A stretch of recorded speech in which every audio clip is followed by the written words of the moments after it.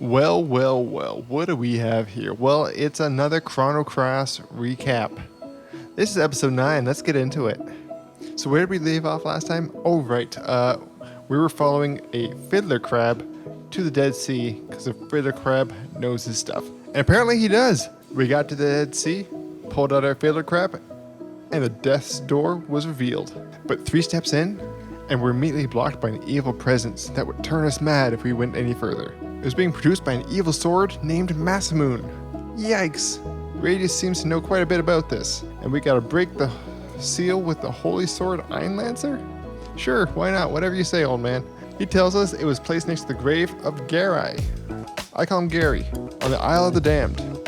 But to get there, we need Gary's special keepsake. It's a mirror. And where could that be? Well, of course, it's where Gary and Radius used to train, on Hermit's Island. So our little band of misfits get back in our boat, and off we go. First up, Hermit's Island. When we get there, we are treated to a nice little cutscene.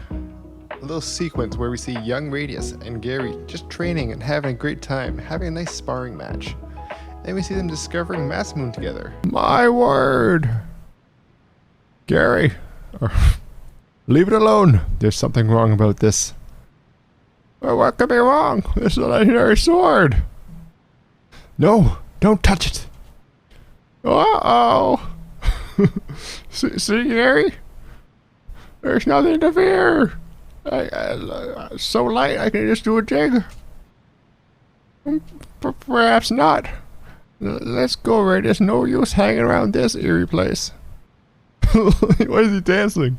It's so wholesome. I hope nothing bad happens to Gary. He's a great guy. Radius finds Gary's mirror, and we decide it's time to go to the Island of the Dead. Although, why would Gary be buried there? Surely nothing bad happened to him. So we get there, and it's an Island of the Dead. We're literally stepping on bones. The floor is literally made out of bones. It's not a nice place.